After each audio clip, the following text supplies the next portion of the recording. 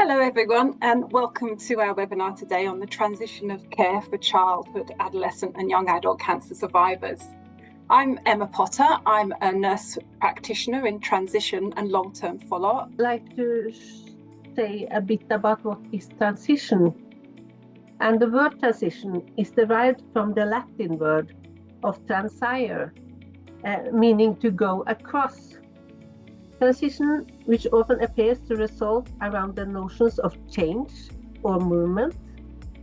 Change is an event, but a transition is the process you go through in response to that change. Slido questions. So first question is, what age range do you associate with adolescents and young adults? So we've got 15 to 24, 15 to 29, or 15 to 39, or none of the above. So you should be able to join your Slido here, and we'll just see.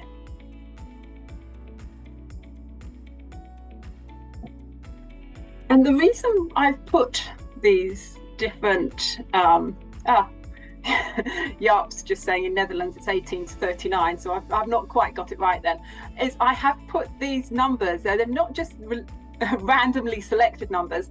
These are the sort of ages that different countries use to describe their adolescent and young adult population. Love this quote from a young person involved in our transition project.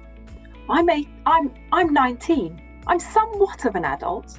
In the future, I'm going to be managing these things by myself, and I feel like I need to gain that independence and responsibility sooner rather than later. And what makes me smile is she is 19. Many people would think of her as an adult, but it's also clear that she's not fully confident, and that we must keep on supporting that young person in their young adult years.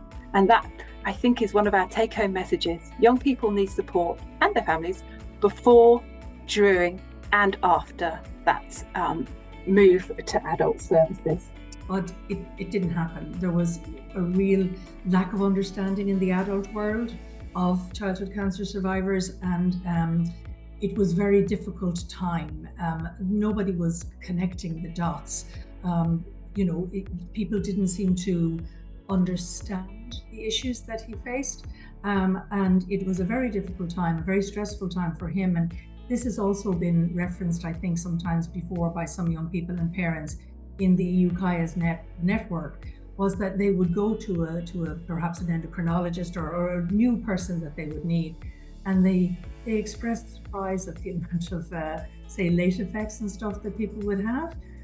So this wasn't really very reassuring for the parents or for the survivors. It made them nervous. So again, the same image of what the guideline process entails.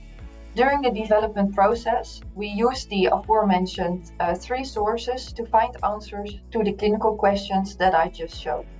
Did you have any support during that time? Oh, that's not a good one for the first one, is it? Chaotic. Yeah, I think that's something that many people can agree with. Isolating. Yeah.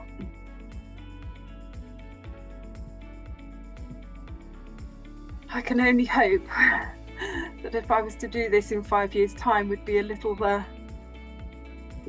not deliberate in a way that it just happened, rather than anyone doing any sort of planning. I hope that all our efforts, also on the establishment of long-term follow-up clinics, is going on, that we really have something to transition to. Because without this long-term follow-up care, you cannot transition to a place where you can receive care. So it has to be both on the agenda.